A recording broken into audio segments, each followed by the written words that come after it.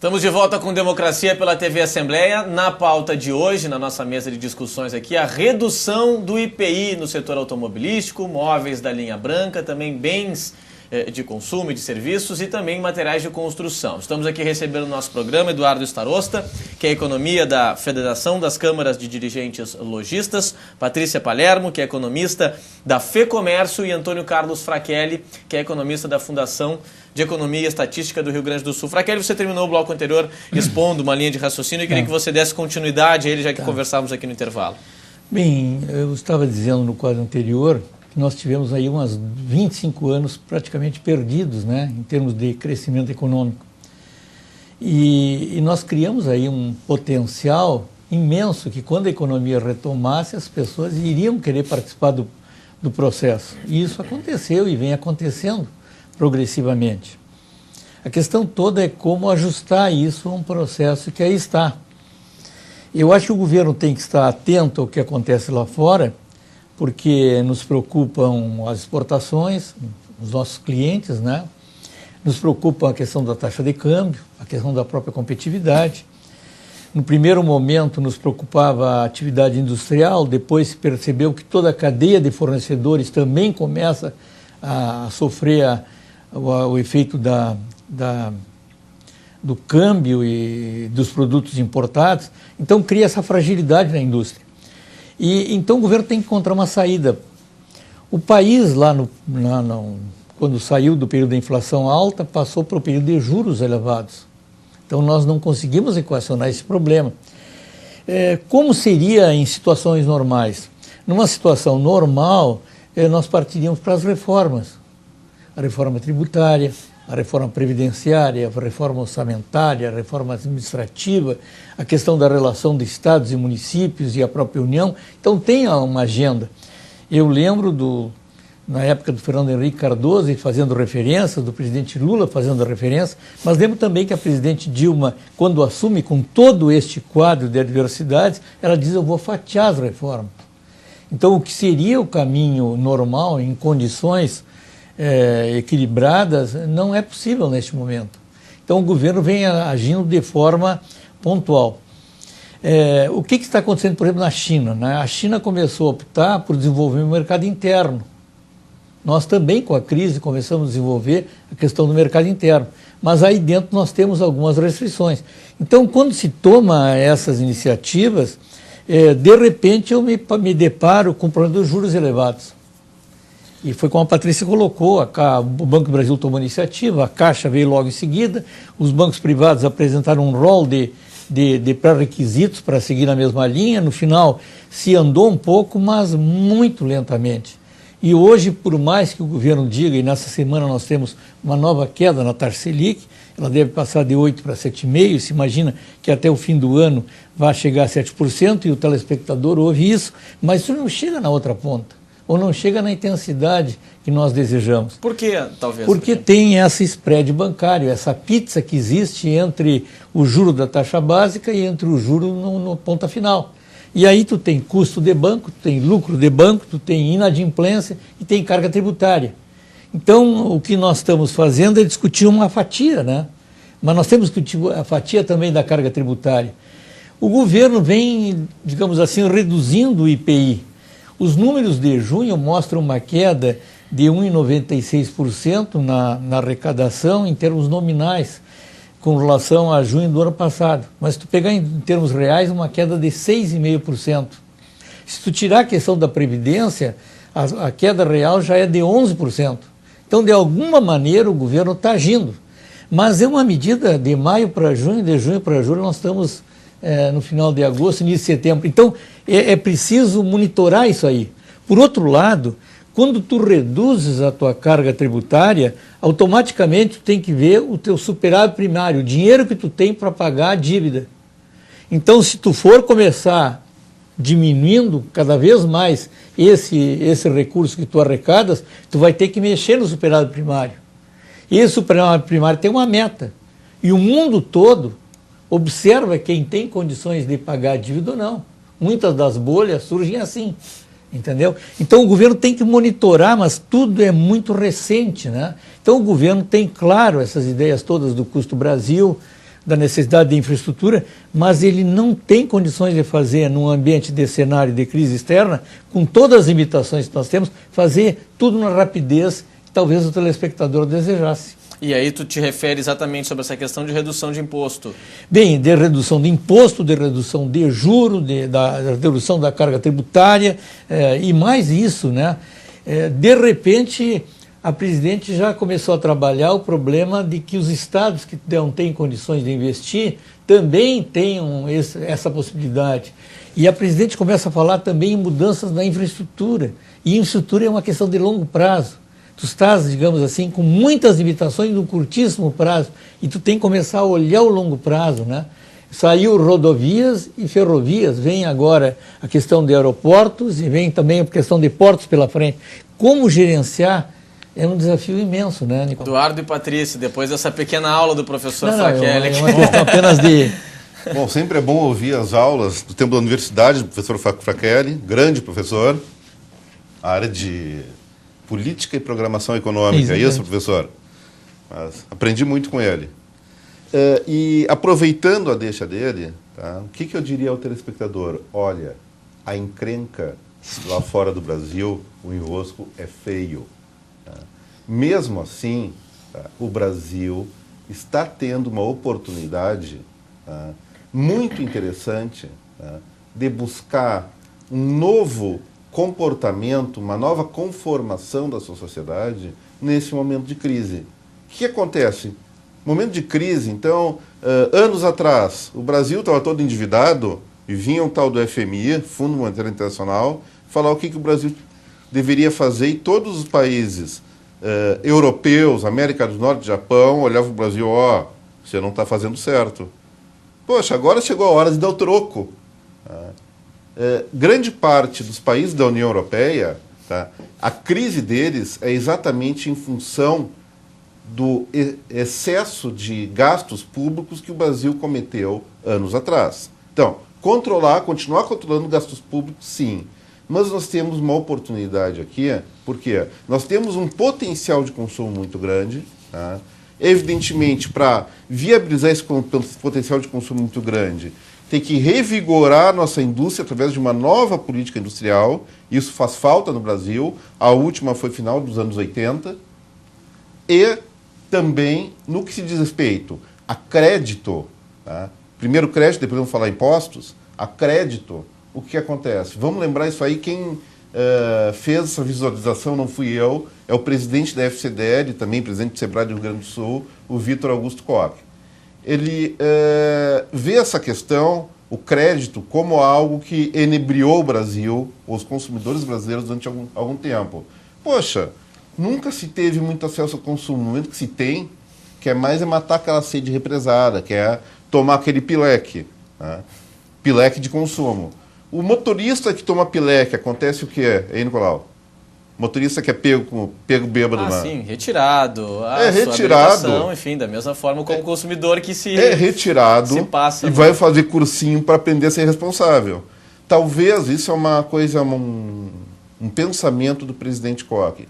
Talvez seja interessante, tá, para o consumidor que foi retirado do mercado por questão de inadimplência, tá, não dá para perdoar. Dívida tem que ser paga, não dá para perdoar. Dá sim para eventualmente buscar uma forma de negociação dessa dívida, que os bancos estão fazendo até, tá? Mas associado a quê? Associado a um processo de educação para o consumo. Educação financeira.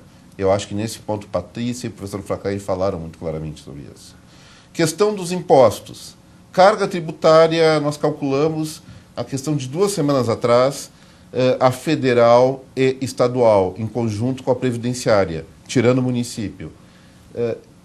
Chegou no primeiro trimestre desse ano a 38,6% do produto interno bruto. Isso é mais do que o dobro do tempo inicial do Plano Real em 95, que estava em 18 e pouco. Isso aí, dá para retirar essa carga tributária de uma hora para outra? Não. Mas será que não pode, tá, se fazer uma programação, assim como existe uma lei que diz que o salário mínimo vai subir de acordo com o crescimento da economia no passado, tá, Será que a carga tributária também não pode ser vinculado a uma programação de crescimento passado, mas não em relação ao todo do crescimento da economia, mas sim a uma parcela? Metade do crescimento da economia do ano anterior pode gerar aumentos de impostos no ano subsequente. Assim, gradativamente, a nossa carga tributária crescendo a patamares mais palatáveis, gradativamente as pessoas físicas, as empresas teriam mais dinheiro para investir e para consumir, e o governo não perderia arrecadação. Tem que ser uma solução inteligente. Aquela coisa dramática, não, eu vou agora e reduzo a carga tributária, não funciona, gera caos. Gera caos mesmo, Patrícia? Gera caos porque o grande problema na nossa discussão no Brasil é que durante muito tempo nós discutimos pela redução da carga tributária. Só que a carga tributária que a gente tem, em parte, ela é resultado do imenso gasto que a gente tem. Então, nós temos que discutir primeiro o gasto. Quando a gente conseguir ter gasto menor, a gente vai ter espaço para ter uma carga tributária menor. Deixa eu abrir um parênteses. De quanto é essa carga tributária para um empresário, vamos dizer assim? Eu sei que isso varia bastante, mas para o nosso telespectador ter uma noção, para quem quer empreender, por exemplo, para quem quer ter uma noção do que isso significa, por exemplo. A carga tributária é calculada para a sociedade brasileira. Né? Então, a gente não pode pensar numa pessoa ou outra, porque equivalentemente a um setor, outro vai ter mais, outro vai ter menos, claro, e assim por correto. diante. E existe diferença também da carga tributária pela natureza do serviço ou do negócio que se tem. Mas o que a gente tem que ter claro é que a carga tributária no Brasil beira os 40% do PIB. Isso é algo impensável para o nosso estágio de desenvolvimento. Nós efetivamente precisamos repensar a questão da carga tributária. Mas antes nós precisamos repensar a questão dos gastos do Brasil. O Brasil é um país que gasta muito. Vamos pensar, por exemplo, que a gente gasta com pensões. A gente gasta com pensões o equivalente a 2,8% do PIB.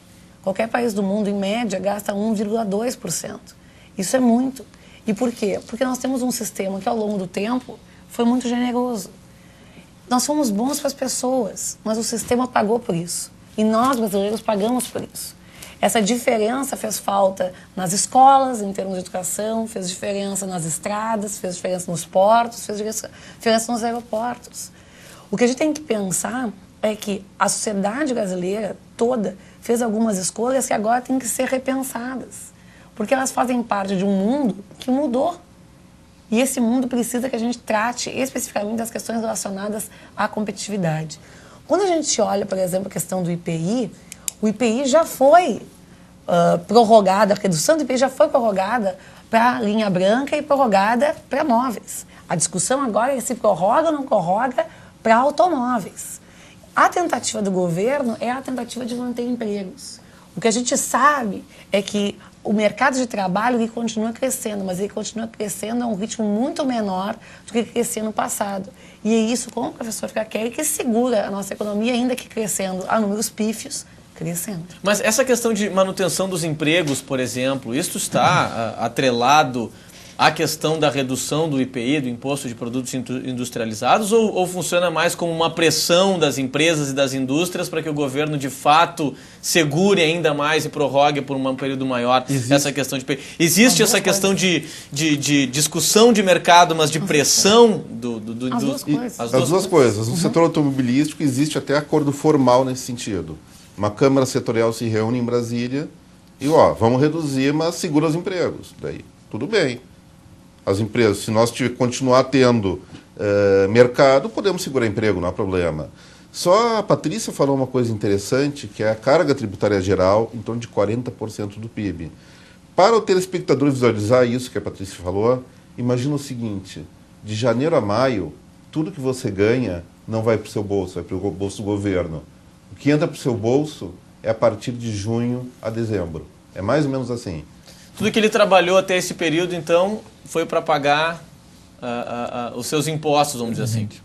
O resto, a partir de quando? 5 meses. 5 5 meses. Janeiro a maio. Mas é importante ter claro o seguinte, que isso não vai ser um problema se esse consumidor conseguir ir para a escola e ter uma escola de qualidade. Se esse consumidor ir a um hospital e ter saúde de qualidade. Tiver o retorno. Se ele tiver o retorno. Existem países do mundo que a carga tributária é maior que isso. A grande questão é o que se tem de volta com isso que se paga. Então, a questão não é problemático ter uma carga tributária de 40% se nós, por outro lado, tivermos serviços que sejam equivalentes a esse 40% que nós pagamos. O problema no Brasil é que nós pagamos muito e, do outro lado, a gente enxerga muito pouco retorno por parte do governo. E pagamos de novo segurança, pagamos de novo escola, pagamos de novo saúde. Isso é verdade. Privadamente. Pagamos 2 vezes.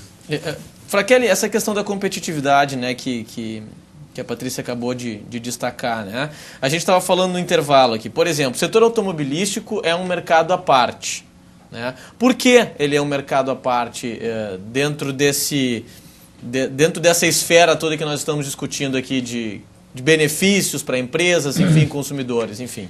Bem, no momento que tu estimula, né, a venda a produção de automóveis, tu estás com estoques elevados, tu consegue inclusive pensar em redução do IPI também para os estoques, não é apenas está se produzindo, também é para os estoques elevados. Em segundo lugar, isso na época da decisão em maio, né? Em segundo lugar, tu tem, digamos, toda uma cadeia de fornecedores que vai junto, né? E tu tem efeitos para frente também. E tu gera emprego, e tu gera renda. Então, não é apenas digamos, uma empresa de automóvel, é todo um processo no setor automobilístico como um todo, né? E se tu não fizer produzir eles aqui, tu vais importar de algum lugar. E automaticamente, por exemplo, nas eleições americanas, se discute muito, né, a questão de importar e gerar um emprego fora. Então essa é uma discussão, ou tu produz aqui e tu gera um emprego aqui, inclusive na atividade industrial, ou tu passas a absorver mão de obra no exterior, né? A gente tem aí pouco mais de 10 minutos para encerrar o nosso programa e eu gostaria de fazer a pergunta aí de forma específica. No caso dos lojistas, né, a retomada da cobrança normal do imposto, né, do IPI, o que isso representaria hoje em termos reais para o setor, por exemplo, Eduardo? Representa objetivamente queda das vendas. Isso pode significar desempregos, por exemplo? Pode significar queda no nível de emprego, redução do potencial de consumo. O lojista ele procura não ver a questão do consumo só dentro da sua loja. Tá? O lojista ele é um pequeno empresário, tá, que normalmente está relacionado com a sua comunidade. Tá? Não vamos pensar nas grandes redes que têm uma relação completamente diferenciada. Vamos pensar assim naquele lojista do interior do Rio Grande do Sul, uma cidade de médio pequeno porte, tá, que conhece o seu consumidor e vai ajudar o seu consumidor a consumir. Tá? Esse lojista vê o quê? Primeiro lugar, queda de vendas no seu estabelecimento. Segundo, o consumidor querendo consumir e não tendo condições pela questão de juros. Então, imposto sim, tem que reduzir, IPI deve ser prorrogado por tempo determinado. Essa questão de queda de impostos não pode ser uma carta na manga de negociação eternamente, sim uma política de governo. Olha, o governo brasileiro, a partir desse momento, vai criar uma programação, sim, de redução tributária, onde, pela própria dinâmica a mais que ele gera na economia, ele teria a possibilidade de arrecadar muito mais em vários casos. São Paulo experimentou com sucesso isso aí na redução de ICMS. Esse é o primeiro ponto. Segundo ponto, tá? Sim, tem que haver uma abertura, uma competição maior nesse mercado de crédito. Tá? O efeito na ponta final do consumo de crédito, especialmente para as classes menos endinheiradas, é análogo, ou seja, até pior do que um agiota. Tem agiota que provavelmente cobra menos que o banco. Tá? Isso aí é causado por vários fatores, até a Patrícia foi muito clara nesse sentido. Tá? É uma situação complexa, sim, mas isso aí me lembra de Alexandre o Grande, quando se deparou com o nó górdio. O que ele fez? Ele seria o imperador de um certo local se desatasse o nó. Chegou, pegou a espada, pum, tá desatado o nó. Muitas vezes tem que se agir assim na vida e na política pública para eliminar um problema. Tá? Evidentemente, você pode criar outros problemas, mas mais administráveis que esse. Patrícia, até o final de dezembro, né, o setor de materiais de construção, bens de capital, estão com esse IPI reduzido, correto? Não sei te informar. Segundo a gente vai pesquisando ali, o setor automotivo haverá discussão agora até o final, né, até o mês de agosto. Produtos da linha branca até o final de imóveis até o final do mês de setembro e bens de capital, materiais de construção até o final do mês de dezembro. Uma retomada, né, como a mesma pergunta que eu fiz para o Eduardo, da cobrança normal, da retomada do imposto, né?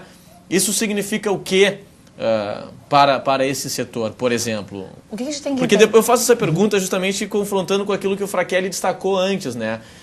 É muito novo, é muito recente essa discussão, porque como equacionar, como gerenciar, porque vai estourar em alguma ponta, né, Patrícia? Claro, e a questão toda é a seguinte, quando a gente diminui o IPI, essa diminuição do IPI ela praticamente foi toda para o preço. Quando o IPI volta ao patamar normal, o preço volta a crescer. E preço é algo que inclui ou exclui. Se o preço fica maior, uma série de pessoas, por sua capacidade de renda, fica excluída desse mercado. Logo, as vendas caem. Logo, o emprego pode cair ou o potencial de geração de emprego pode cair. Mas o IPI era uma medida para efetivamente fazer o quê? Tentar tratar a questão do ciclo econômico. A gente está querendo dizer que nosso ciclo de baixa, ele não terminou agora, por isso que ele tem que ser levado por mais tempo. Então, por isso nós somos favoráveis à manutenção do IPI reduzido por mais tempo. Mas a gente tem que pensar, e aí eu vou ir para a linha do Frachelli, em pensar em questões relacionadas a longo prazo, a questões relacionadas à competitividade, ou até questões anteriores relacionadas à justiça tributária. Se a gente quisesse fazer com que preços fossem menores, o que ia influenciar, por exemplo, a questão da inflação ser menor e assim por diante, é pensar, muitas vezes, em justiça tributária. Justiça tributária em que sentido? Por exemplo, no Rio Grande do Sul, as empresas que estão vinculadas ao Simples e tem grande parcela dos seus produtos, grande parte do seu mix de produtos sujeito à substituição tributária, paga muito mais tributo do que deveria pagar. E, consequentemente, acaba cobrando preços mais altos do que poderia se caso tivesse submetido à legislação, o que a legislação efetivamente pressupunha que ela fizesse. Outra questão importante, se essas empresas cobrassem preços menores, elas poderiam vender mais. Se elas vendessem mais, elas poderiam empregar mais. Se elas empregassem mais, elas poderiam gerar mais renda, que poderia gerar mais consumo e assim por diante. Então, nós temos que começar a desatar os nós do Brasil. E se a gente não tem paciência para desatá-los, a gente tem que fazer algumas coisas efetivamente mais fortes. Mas a gente tem que começar a tratar as questões mais estruturais dessa economia com mais cuidado.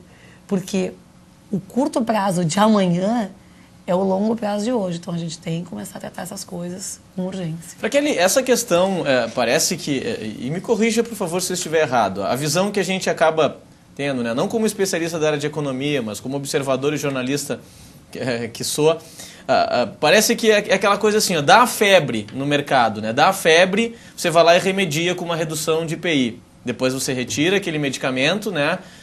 Pode ocorrer a questão da diminuição do potencial de empregabilidade, os desempregos podem aparecer consequentemente, a capacidade de investimento desse lojista, desse empresário. Vem a febre novamente, o governo vai lá e dá o remédio, que é a redução.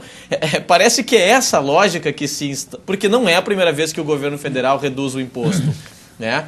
É possível pensar a médio, longo prazo, por exemplo, numa política que um país consiga retirar e diminuir essa carga tributária que chega a 40% do PIB desse lojista, desse empresário, e consiga manter o mercado sempre aquecido, sem precisar ficar, remedia, tira o remédio, remedia. É possível o país conseguir chegar a essa evolução econômica? Bem, eu acho que todos desejamos isso, né? Os empreendedores todos desejam isso. Eu acho que a presidente deseja isso.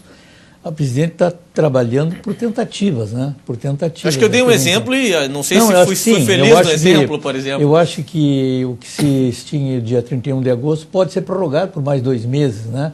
E acho que vai frustrar se não acontecer isso, né? Mas enquanto o quadro perdura ou se mantém, as medidas vão sendo tomadas. E como tu disseste, vem a febre, equaciona o problema e depois tem que prorrogar. A questão toda é que tem um fato novo, que é a retomada brasileira. O indicador do Banco Central, o que seria o PIB do Banco Central, indicador da atividade econômica, ele registrou no último mês um crescimento de 0,75. Então, significaria talvez que a economia brasileira está começando a recuperar o seu crescimento, mas é digamos, um dado, uma informação tênue, né? Um dado ainda muito elementar. A confiança dos empresários tem melhorado, né? Então, tu tem uns 4, 5 indicadores aí que sinalizam uma situação, digamos assim, de melhora. Melhora, mas muito recente. E ao mesmo tempo que nós temos essa melhora, a gente não pode esquecer que a inflação, que estava convergindo para a meta antes, começou a se distanciar também. Então são muitos fatos novos, né? A presidente precisa estar atenta e tomar as decisões oportunas, na verdade, não podendo fazer uma reforma econômica, atacar o custo do Brasil como um todo, mas trabalhar talvez no sentido de ir em direção a essas necessidades maiores da economia brasileira. Tá certo, 2 minutos e meio para o final do nosso programa. Eu vou aproveitar, Eduardo, então, esses 2 minutos e meio finais aí para Eduardo, economista da FCDL, fazer suas considerações finais e as dicas aí para os nossos telespectadores, consumidores também. Bom, em primeiro lugar, só podemos desejar sorte para a patroa que está lá no Planalto, né? Que a encrenca é séria. Né? Mas, ao nível de consumidor, o que eu estaria sugerindo? Olha, minha gente, propaganda, tá? Desejo, todos nós temos. Tá? Existe uma velha máxima que diz, olha, é melhor a gente trabalhar para o dinheiro ou o dinheiro trabalhar para a gente. Vamos tentar fazer com que o dinheiro trabalhe para a gente. Ao invés de entrar em prestações, tá? Essas prestações, se você colocar numa aplicação financeira, numa poupança, vai investir em ações, faça o que quiser. Mas tente economizar e consumir depois. Consumir depois por quê? Porque quando você tem o dinheiro no bolso para pagar, certo? Esse dinheiro vale mais. Você consegue mais desconto. Se não numa loja, vai na outra, vai conseguir 5, 10, 15, até algumas vezes 20% de desconto. Essa é a primeira dica. E depois existem dívidas que nós precisamos fazer, evidentemente, que não são, vamos dizer assim, uma opção, são obrigações da vida. Para essas dívidas, tá? Cautela, frieza e sempre, como a Patrícia falou, um caderninho. Se nós estamos na era de dinheiro de plástico, está na hora de voltar para o caderno de notas, porque extrato bancário virou uma bagunça, não sabe o que ele é. Vamos anotar todas as despesas e ver se isso entra no nosso orçamento. Se não entra, corta aquelas coisas não essenciais. Se entra nas essenciais, opa, está na hora ou de procurar uma maneira de ganhar mais dinheiro ou de gastar menos. Era isso. Tá certo. Patrícia também aí. A gente vai estourar um pouquinho os minutinhos, mas não tem problema. Suas considerações finais e as dicas aí para o nosso telespectador. Bom, o que tem que ficar claro é que a economia funciona em ciclos. Crises vão acontecer e períodos de crescimento também vão acontecer. A gente não está saudável a vida inteira, mas também não passa toda ela, pelo menos a grande parte das pessoas, doente. O que a gente tem que usar é os remédios certos para a gente não ficar doente mais tempo do que a gente deveria. Quando a gente está olhando a questão do consumidor, o que a gente tem que pensar é o seguinte: consumir é bom, traz bem-estar para todo mundo. Mas quando as pessoas consomem bem, esse consumo só gera bem-estar, não gera dor de cabeça. As pessoas têm que ter consciência clara da renda que tem e da capacidade de gasto que também tem. Hoje, como é mais complexo ir ao mercado, o que significa isso? Nós estamos funcionando com o nosso dinheiro de plástico, nós não fazemos todas as nossas compras à vista, nós precisamos sentar em casa, nós precisamos botar as nossas contas no papel, nós precisamos ter claro o quanto a gente deve e quanto a gente tem que pagar a cada mês, para não pagar por um atraso, por uma falta de organização. Segunda coisa, não adianta ter poupança se você tem uma dívida em atraso. Evite fazer isso, porque normalmente os gastos que você vai ter com o pagamento da dívida em atraso vão ser infinitamente maiores do que os rendimentos que você vai ter em toda e qualquer aplicação. Então, faça a escolha certa, pague as suas dívidas antigas, as suas dívidas em atraso e depois vá pensar em poupar. Terceira questão importante que as pessoas têm que ter: vivam aquilo que a sua renda lhe dá capacidade de viver. Não fique preocupado em agradar o vizinho ou agradar a família. Viva com calma. Faça as compras que caibam efetivamente no seu orçamento. Esse tipo de coisa são dicas bem simples, bem fáceis de fazer, mas que significam simplesmente que o indivíduo tem que racionalizar mais o seu consumo e se pensar como um agente que faz parte do mercado. Ninguém faz favor para ninguém. Então a gente tem que se ajudar a viver melhor com o orçamento que a gente tem. Raquel, com o nosso tempo estouradíssimo já, também suas considerações finais. Consumo racional para poder poupar. Resume tudo. Resumindo tudo. Obrigado Posso pela falar participação. uma última coisa? Com o tempo muito estourado. 10 segundos para o senhor. Parabéns. Você dá de 10-0 na Miriam Leitão. Ok. Obrigado pela participação de todos vocês, mais uma vez pela TV Assembleia. Sejam sempre bem-vindos aqui à nossa TV Legislativa para contribuir aí com as informações para o nosso telespectador acima de tudo. Bom trabalho para vocês. Obrigada. E assim nós encerramos mais um programa Democracia pela TV Assembleia. Agradecendo então a sua audiência e também por nos receber aí na sua casa. Até a nossa próxima edição.